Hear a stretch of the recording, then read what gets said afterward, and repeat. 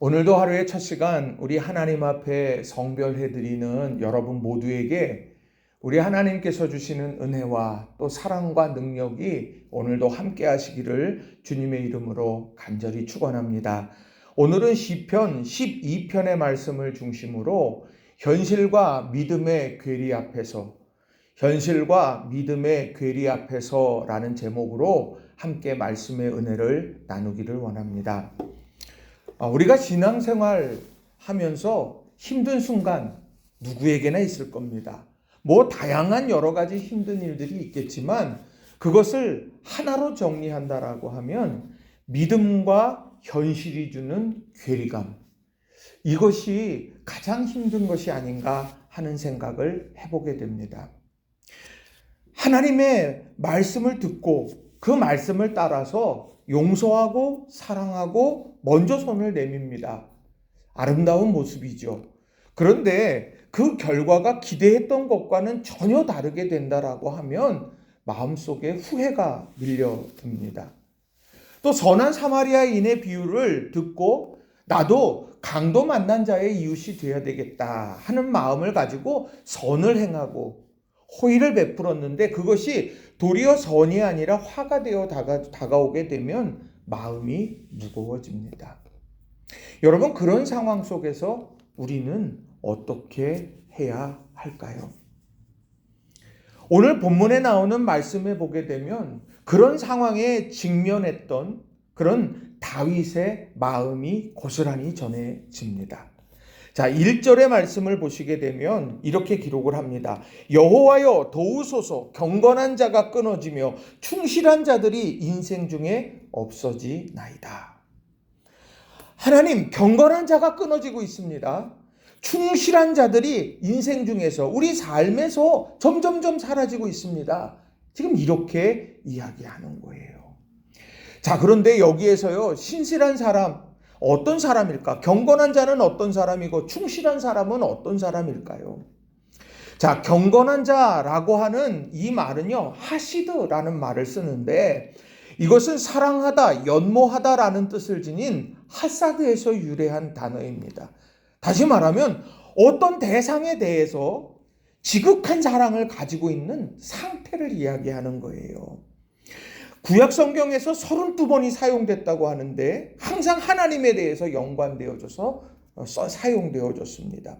그러니까 이 경건한 자라고 하는 것은 무엇냐면요, 외형적인 것이 경건한다, 단순히 그런 것이 아니라요, 그 마음속에서 내가 주님 한 분만으로 만족합니다. 내가 주님을 더 만나기를 원해요. 내가 더 주님 사랑하기를 원해요. 라고 하는 이런 간절한 열망과 사랑으로 채워진 사람, 이 사람이 바로 경건한 사람이라는 거예요. 또요, 충실한 사람이 사라진다 그러는데 그 충실한 사람은 어떤 사람일까요? 이 말은요, 충실한 사람 할 때 이 말은 에무님이라는 말인데 이건 본래 굳게 세워져 있는 모습과 확고하고 신뢰할 만한 상태를 나타내는 아만이라는 말에서 유래된 단어입니다. 다시 말하면 내가 확실히 믿을 수 있는 사람, 이걸 표현할 때 충실한 사람, 이렇게 표현할 수 있는 거예요. 비가 오거나 바람이 불거나 눈이 오거나 기쁠 때나 슬플 때나 아플 때나 어느 때나 한결같이 그 자리를 지켜내고 그 마음을 지켜낼 수 있는 사람, 다니엘처럼요, 다른 어떤 상황 속에 놓여져도 전에 하던 대로 내가 예루살렘을 향하여 창을 열고 하나님 앞에 기도했던 사람, 이 충실한 사람, 그 사람이라는 거죠. 그런데 오늘 이 경건한 자 그리고 이 충실한 사람, 이 사람들이요 점점 세상에서 사라져가고 있다는 겁니다. 이걸 목도하는 다윗의 마음에 하나님, 이거 불합리합니다. 하나님, 이거는 아니지요. 하나님, 현실과 이 믿음의 괴리, 이건 너무너무 안타깝습니다 하면서 탄식하는 거예요. 그러면서 그가 어떻게 합니까? 1절에 여호와여 도우소서, 이렇게 소리치고 있다라는 거예요. 오늘 우리도 그런 세상에 살아갑니다. 믿음을 지키려고 하나님을 향한 사랑의 열망을 가지고 달려가는데 도리어 현실의 그런 벽을 누리고 또 다른 결과들을 경험하게 될 때 우리도 연약함 속에 주저앉습니다. 근데 어떤 사람은 완전히 주저앉는 사람이 있고 포기하는 사람이 있는가 하면 오늘 주님 도와주십시오. 이렇게 새로운 그런 마음으로 도전해 가려고 하는 사람들도 있더라는 거예요. 그렇다고 하면 오늘 우리는 어떻게 해야 될까? 그걸 두 가지로 함께 좀 살펴보려고 합니다. 자, 첫 번째로는요, 믿음과 현실의 괴리감을 인정해야 한다는 겁니다. 믿음과 현실의 괴리감을 인정해야 된다는 거예요. 그러니까 지금 하나님 이렇게 믿음과 현실이 이렇게 괴리감을 갖고 있는데 하나님 나 그거 인정할게요. 이것이 주는 절망감 인정할게요. 이것이 주는 아픔 인정할게요. 그리고 그 인정하는 마음을 가지고 하나님 앞으로 나아가야 된다는 겁니다.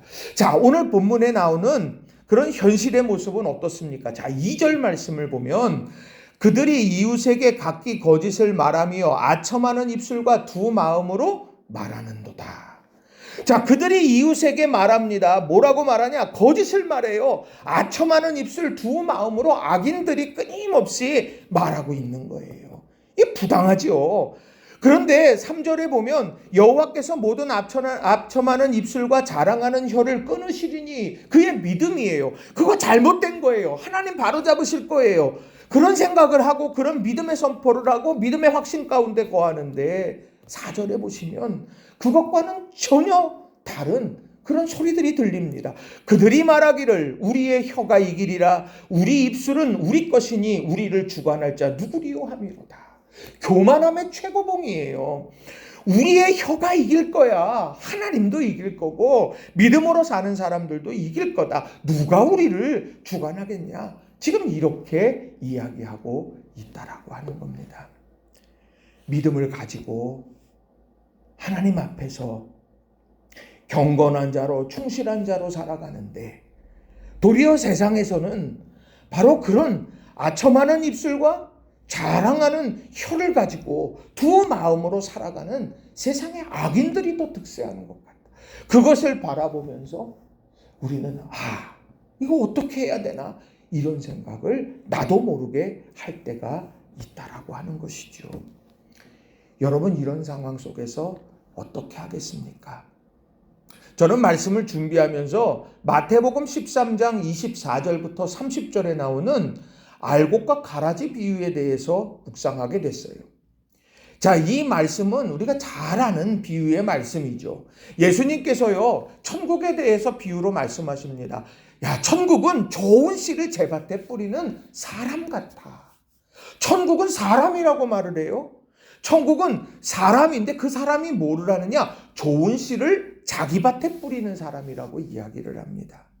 자, 좋은 씨를 제 밭에 뿌렸습니다. 그러면 거기에서 잘 싹이 나고 잘 자라나서 열매 맺어서 온갖 오곡백과를 거두어 드린다. 이게 천국 아닙니까? 자, 그런데 마태복음 13장 25절에 나오는 이하에 나오는 말씀을 보면 생각지도 않았던 일들이 일어납니다. 사람들이 잘 때 그 원수가 와서 곡식 가운데에요 가라지를 덧뿌리고 갑니다. 그런데 싹이 나고 결실할 때가 되니까 내가 뿌린 것 말고 가라지가 같이 이렇게 오더라는 거죠.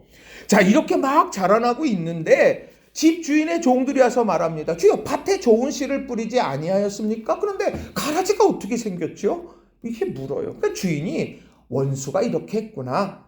그러니까 종들이 우리가 가서 그거 뽑아버릴까요? 가라지 뽑을까요? 아니야. 가라지를 그냥 가라지 뽑다가 곡식까지 뽑을까 염려된다. 둘 다 추수 때까지 자라게 둬. 그리고 추수 때에 추수꾼들에게 말하기. 가라지는 먼저 걷어 불살라버려. 그리고 곡식은 내 곡간에 넣어라. 내가 이렇게 할게. 오늘 이런 비유의 말씀을 주셨는데요. 이게 도대체 뭘까요? 천국, 좋은 씨를 제밭에 뿌리는 사람, 그 사람의 마음속에는요, 가라지는 염두에 두지 않았다는 거죠. 아이고, 설마 그런 일이 일어나겠어? 그것은 일어날 수가 없는 일이야. 근데 그렇게 생각하고 있었다는 것이죠. 그런데 어느 순간 시간이 지나서 놓고 보니까 가라지가 같이 있어요. 이게 도대체 어떻게 된 거지? 원수가 와서 뿌린 거야. 밤에 모두가 잠들었을 때 뿌렸어. 근데 지금 당장 그것을 어떻게 뽑아내려고 하지 않아요. 왜요? 곡식이 잘 자라야 되니까. 오늘 이 이야기는 뭐겠습니까? 가라제가 있는 것을요, 우리는 인정해야 되는 거예요. 그리고 또한 알곡이, 그런 곡식이 자라나고 제밭에서 잘 자라고 좋은 씨에서 이렇게 싹을 틔운 그런 곡식들이 자라나고 있는 것도 인정해야 되는 거죠. 그리고 동시에 추수의 때가 있다는 것도 인정해야 되는 거예요. 여러분, 오늘 우리가 이것을 마음에 깊이 새기셨으면 좋겠습니다. 빈들의 기적은요, 빈들임을 인정하고 나아갈 때에 기적의 역사가 일어났던 거고요. 홍해 앞에 기적이요? 홍해를 부정하고 일어난 게 아니에요. 홍해가 주는 두려움 앞에서 하나님을 볼 때 바로 그 가운데에서 놀라운 기적의 역사가 일어났다는 거죠. 광야요? 그 광야를 지나서 약속의 땅으로 들어가는 건데 광야를 부정했습니까? 아니요. 그 광야 가운데에 구름 기둥과 불 기둥으로 우리를 인도하시고 보호하시는 하나님 앞에 온전하게 거할 때에 광야를 지날 수 있었던 겁니다. 여러분, 믿음 앞에서, 우리 또 상황 앞에서 이것이 두 개가 주는 괴리감이 우리 안에 있어요. 일단 우리는 그 안에서 인정해야 돼요. 그 인정하면서 밀려드는 절망감, 이 절망감 속에서 주님, 우리를 도와주세요. 하나님 앞에 나아가는, 이것이 오늘 우리에게 주시는 중요한 교훈의 메시지입니다. 우리는 자꾸 현실을 부정하려고 합니다. 그 현실을 부정하면서 내 신앙도 내려놓으려고 그래요. 아니요. 그 현실 가운데에서 역사하실 하나님을 보는 것. 이런 아름다운 삶을 사는 저와 여러분이 되시기를 바랍니다. 두 번째로는요, 하나님의 말씀을 붙들고 간절한 기도를 지속해야 한다는 겁니다. 하나님의 말씀을 붙들고 간절한 기도를 지속해야 한다라는 거예요.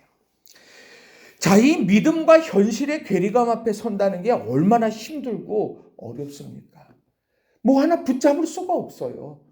내가 지금 이것이 옳다고 여기고 달려왔는데 이것이 다 한순간에 무너지는 것 같거든요. 이게 무슨 교회야?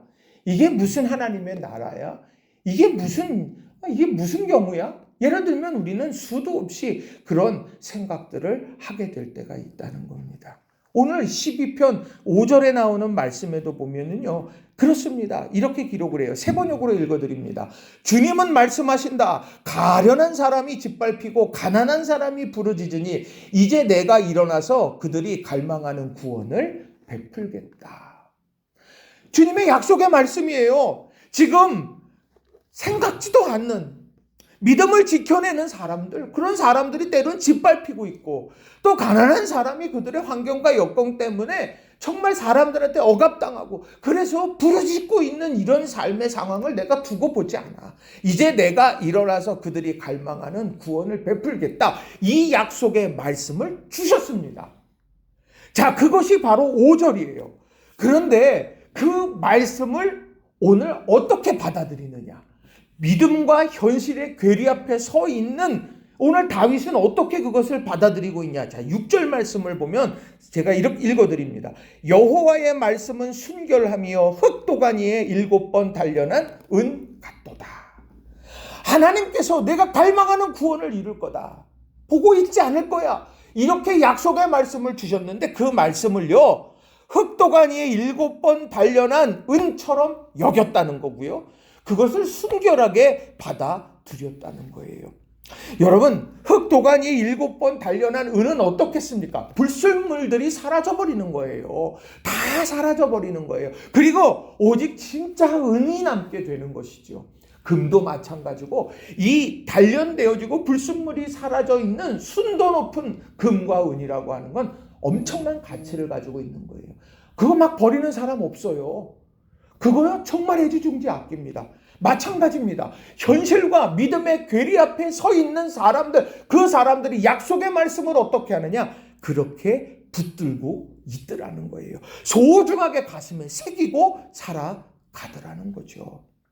여러분, 현실과 믿음의 괴리 앞에서 붙잡아야 되는 건요, 말씀이에요.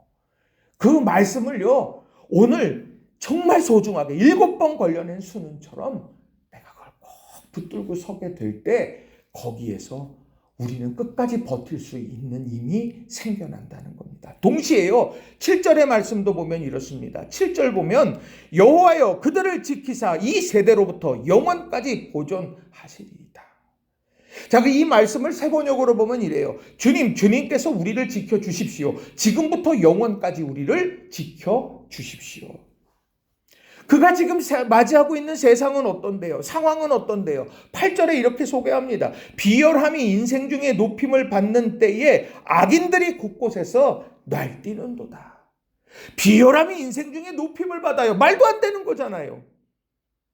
이게 상황이 이게 말도 안 되는데. 그리고 악인들이 곳곳에서 날뛰어요. 근데 그런 세상에서 내가 흔들리지 않고 절망하지 않고 넘어지지 않도록 하나님 우리를 지켜주세요 하고 기도하더라는 거죠. 여러분, 현실과 믿음의 괴리 앞에서 우리가 돌아봐야 될 거 분명히 있어요. 에베소서에 하나님의 전신갑주 우리 잘 알아요. 악한 사단이 불화살 쏘아댑니다. 인정해야 되죠. 근데 동시에요, 믿음의 방패 뒤에 숨으면 된다는 거 그거 알아야 되는 거예요. 우리는요, 믿음 안에서 다시 한번 우리가 이런 믿음의 결단을 가지고 주님 앞에 서는, 또 이런 어려운 상황 시대 속에서 믿음을 지켜내는 저와 여러분이 다 되시기를 주님의 이름으로 간절히 축원합니다. 말씀을 정리합니다. 현실과 믿음의 괴리 앞에서 어제도 경험했고 오늘도 경험하게 될지 몰라요. 또 내일도 경험하게 될지 몰라요. 그러나 우리는요, 그런 상황 속에서 어떻게 해야 될까요? 그 상황을 인정하고요. 그리고 그 상황 속에서 하나님께서 일하실 거다 하는 이 약속의 말씀을요, 정말 가치 있고 순전한 마음으로 받아들이고요. 그리고 내가 이 악인들의 세상 속에서, 이 불공정한 세상 속에서 내가 내 존재를 잃어버리지 않도록, 내 신앙을 잃어버리지 않도록 주님 도와주세요 라고 그렇게 기도하며 나아가야 되는 거예요. 그래야 버텨내고요. 그래야 추수의 때에 영광의 순간을 맞이하게 되는 거죠. 이런 아름다운 기대를 가지고 오늘도 삶의 자리에서 승리해가는 우리 모든 성도님들이 다 되시기를 주님의 이름으로 간절히 축원합니다. 기도하겠습니다.